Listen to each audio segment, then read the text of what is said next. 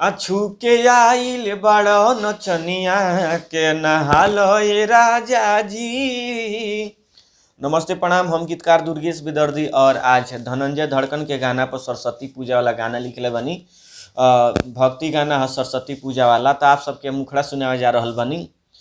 त क के हंस के सवारी अवतारी महतारी, आ क के हंस के सवारी अवतारी महतारी, भक्ति में झूमे सभे उनके दुआरी, भक्ति में झूमे सभे उनके दुआरी, क के हंस के सवारी अवतारी महतारी, क के हंस के सवारी अवतारी महतारी।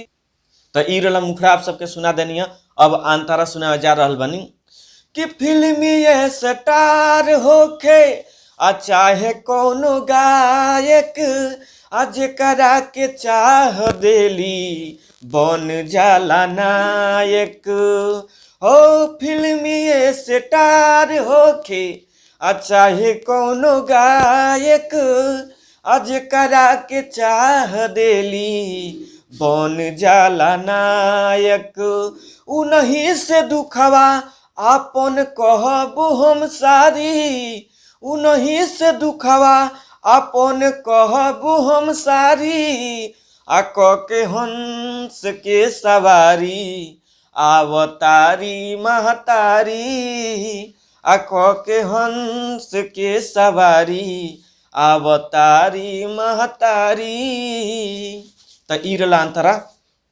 हम हर वीडियो में बतावेनी कि लास्ट अंतरा खातिर आप सब हमरा नंबर पर कॉल कर सकतनी, और लास्ट वाला अंतरा व्हाट्सएप के माध्यम द्वारा हम गाना लिख के फुल और व्हाट्सएप पर भेज दें। आप कहीं से भी जहाँ मर्जी तहाँ से गा सकतनी, कोनो स्टूडियो से कोनो बात नहीं है। और फुल गाना खातिर एक बार जरूर फोन करम जरा गावे के बा। हमार नंबर बा 99 34 52 99 12। और नया म्यूजिक जे कलाकार बनवाए चाहता तो हमारा यहाँ कम बजट में बढ़िया म्यूजिक बनेला। और जो पर्सनली में गाना लिखावे चाहता तो पर्सनली में भी गाना हम लिखेनी और बहुत कम पैसा लेनी या ब्रांड गाना लिख के देनी।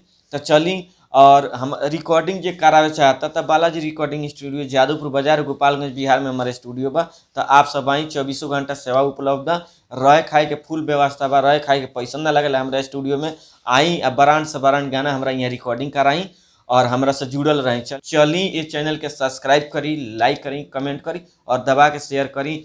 जय माता दी, जय माँ सरस्वती जी, जय हो।